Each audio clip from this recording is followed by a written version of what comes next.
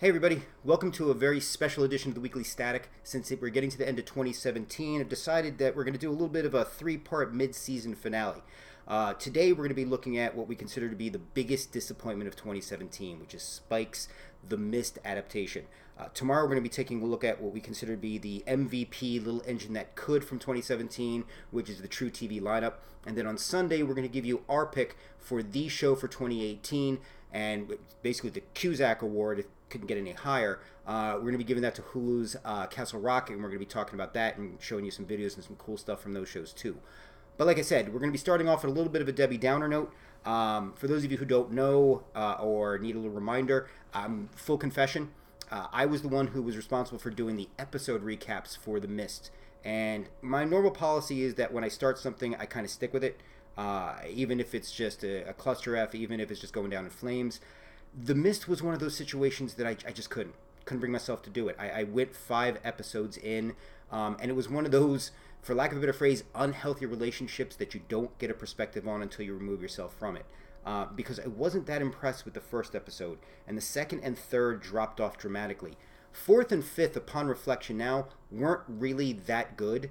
In all honesty, they were improvements on the second and third, and that's where I kind of find myself. I was starting to feel so bad about beating up this show that I was starting to look for any little glimmers of glass in the mess that's going on.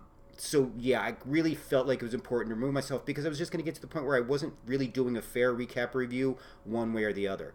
And upon reflection, I gotta say, The Mist just wasn't a good series. You know, I'm not trying to be just snarky when I say that. It failed on a number of levels. I mean, the fact that it's by the 4th or 5th episode, I'm still having to use Wikipedia as a cheat sheet for characters, I think speaks volumes about the show. But I don't want to necessarily say that there weren't positives.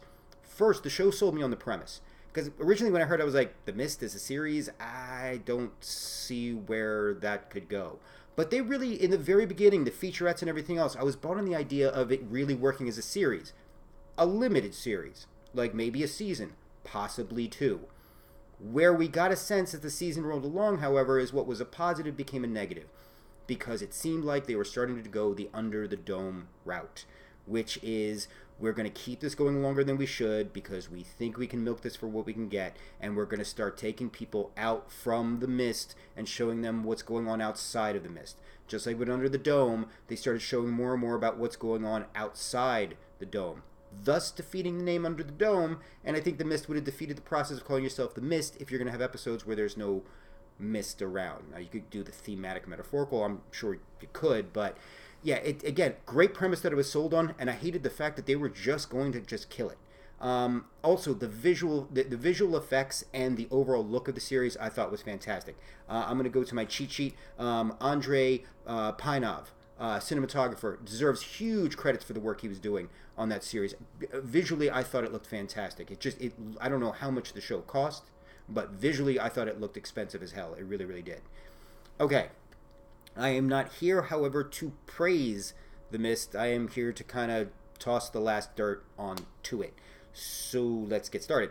We're going to begin with the characters. And the biggest problem I have with the characters right off the bat, cliched, generic, there weren't enough of them that I really gave a damn about. And there weren't enough that I gave a damn about 5 episodes in. And even still, going back now and having watched the remaining episodes and getting a sense of it, there wasn't anything that truly impressed me. What I did was I broke the characters down into 3 categories: good, bad, and eh. So we're going to start with the good. We'll start on a positive note. You had Alex, who I thought great representation of female teenager. I thought she did a quality job. Jay, the high school jock, who again I thought acting wise did an amazing job and didn't come across as just ye old generic lunkhead. Connor, the Jay's dad, and also the sheriff. Again, not a stereotype. Thought he had a nice evolution throughout the gotta say, I'm not gonna say season now, the series. Nathalie, Francis Conroy, and Father Romanoff, Dan Butler. But again, that's because they're just awesome actors. And it's one of those instances where you can tell the show is kind of built around them. Here's the problem, though, and this is why them being good becomes a negative. It really makes people aware of just how bad the acting is around them. It's not like you got quality actors and then got them this level. it came across like you got Dan Butler and Francis Conroy, and you got them this. And it came across painfully. So that was the good. The bad, Eve. Just never bought anything about her. Didn't buy her as a mom. I didn't buy her as a woman who had a wild child side when she was younger. I didn't buy her as the social the beacon of what's right in the town. In any way, shape, or form, I thought she made bad decisions. I thought she ran consistently on one basic emotion. Yeah. Also, Mia. And usually that character type is the one that I usually like to connect with right from the start because it usually has the most interesting arc. Mia, again, it's not a matter of connecting. I found the character annoying and more annoying as it went along. And it's not a matter of even connecting because you can like and appreciate characters you may not necessarily fully connect with. I just didn't buy her character. And when you don't buy a character, it's you need to do a lot to get somebody to start to buy in. And 5 episodes in, I didn't, and watching the remaining episodes, I didn't either. So again, that's the bad. From the Kevin, our leading guy, generic, bland, vanilla, just plain toast. Even during the scenes that he really had to kind of stretch his acting muscles a little bit towards the end of the series, not impressed. I really, he was more annoying than anything. I wish Connor would have been the better concentration as the hero than Kevin. Brian, yield, generic, I'm the military guy who doesn't know what's quite going on. I'm trying to get my memory back. Who am I? Again, bland, plain. I think having him with Mia didn't exactly help the situation in any way, shape, or form. And then Adrian, which I think some people may be surprised by this, but in all honesty, you shouldn't, because, again, Adrian came across as weird, creepy, emo, outside of society guy, and he turned out to be exactly that. So there really wasn't any big surprises there. I mean, I think there are certain things he did that are surprising in the sense of, wow, he's willing to do that. But again, I think when we'll talk about that in a second, but I think there were no big surprises there, and I think that's the problem. There were no surprises amongst the characters. They do dumb things. It's like they exist in a world in which there are no horror movies. They make dumb decisions about bringing bodies back in from outside of the mist, or sending people out into the mist, or just really weird, bizarre instances like the whole thing with the drone, and it just happened to be the only drone left in a store that sells drones in a mall. There were so many odd and weird coincidences that just really seemed like we are going to write our way into a cool scenario, and we're going to write our way out of a cool scenario. Too much backstory. Again, the one thing I did love about the movie is that even though there were cracks, you got a sense that people started at a solid place and were just broken down from the situation. These people seemed like they were just one really bad rainstorm away from pulling out the knives on each other. So I didn't even get that dramatic buildup. Kevin and Eve are supposed to be our big leads. I thought at any point they were going to start fighting. So I really wasn't connecting with anybody else in this situation. So too much backstory gave us way too much drama, and I was like, okay, that's no surprise. I expect before the mist even rolls through, at least 3 people are going to be throwing punches. Too much news story. Again, it's the idea of the mist itself lends itself to a lot of cool stuff that you could stretch out, again, for a season or 2. But when you start getting lazy and you start thinking long term and what you're going to do to get renewed, you start throwing in extra characters and you start throwing in other mystical stuff. And then you start throwing in the government conspiracy theory, which we had from the very beginning, sometimes in such bad ways, like yield 3 generic Benetton ad looking people with backpacks and everything who stick out like a sore thumb in the mall. People wait like 2 episodes to just question who they are and what they're doing there. It's odd. But again, too much front story. It's just because I know they want to build out the world, to make the argument on why they should be renewed. But again, here's the problem. By doing that, you're taking yourself away from what the show's about. So you were essentially trying to get renewed by doing the things that are going to get you killed. Somebody should have watched Under the Dome. Somebody should have talked to the people behind Under the Dome so you didn't end up repeating the same mistakes. There are 2 shocks in it, I would say, overall. Not that there aren't some surprising moments. And like I said, the visual crew and some of the deaths I thought were fantastic. The way they started doing the mist and how the mist would be going into people, thought that was awesome too. But the shocks, though, again, the idea about the military at the end, no big surprise. Military's keeping it contained. They know all about it. We've gotten whispers from it all throughout the season, so I didn't find that was a big shock.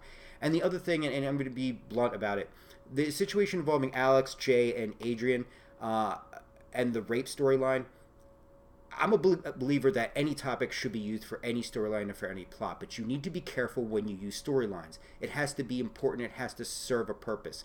right off the bat, I didn't think the whole rape aspect was even important or necessary, and it seemed like it was done more for shock value. The other aspect, too, is the way it played out is exactly what anybody... I mean, I called it vaguely in my first recap, and that's not because I'm Sherlock Holmes. It's because it was like a big signpost up ahead. Hey, guess what? Jay may not be the bad guy you think, and Adrian may be more of a scumbag than you think. So again, it wasn't really that big of a shock. So the shock's there at the end of it. Again, having gone back and watched the remaining episodes, I thought, if I was a network executive and I saw how this series ended, would I be like, hey, let me give it one more chance? Nope. No, I wouldn't. Again, I think the concept's interesting. I think the concept's very viable, but there's nothing about how this series ran that would have made me go, you know what, let's give it one more shot. Especially with Spike transitioning to Paramount Network. If I'm Paramount Network and I need an excuse to get rid of anything extra that Spike had that I don't have to carry on, The Mist kind of made the case for not making the cut. So they will not be there in January when the Paramount Network launches. And again, in general, there's just a lot of nonsensical things that just go on. If you've seen Scream and they go over the bad cliches, that's pretty much it. People go off on adventures to do things by themselves for no reason. People are split up into different areas of like buildings and malls and things that make absolutely no sense. Things get criticized that make no sense. And then it just, at the end of the day, you understand when characters are doing crazed things out of what's going on and the situation. In this, it's as if the writers were writing bad situations to explain how things were going to go along. Like, again, I'm just going to say, and again, cliche characters. The two who work in the video game store, of course, are the big slackers, and they're the ones who screw up everything and all that. And even though they actually came up with a pretty decent idea to try and get a sense of what The Mist is about, they get sentenced to be sent away. And it's like, really, like, why? What is the point? What in any way, shape, or form did they do? And oh, by the way, let's also expend time to try to bring the body back in. For what purpose? That's my other thing. If it's already out there, why not use it? So again, mistakes, just nonsensical things, cliche characters, bad storylines. There was nothing about this series that I think would have lent itself. I noticed there was no big moral outrage online. I will say the article that I wrote on it got a lot of shares, so I thought that was interesting, more than I was expecting. But I don't think a lot of people are sad to see The Mist go. I know I'm not. I feel bad. I don't like beating up on a series, and again, maybe 20, 30 years ago, this thing would have been fantastic. But for now, the standards are just way, way, way, way too high. I don't, again, it was a nice effort. I give everybody creative credit for trying it.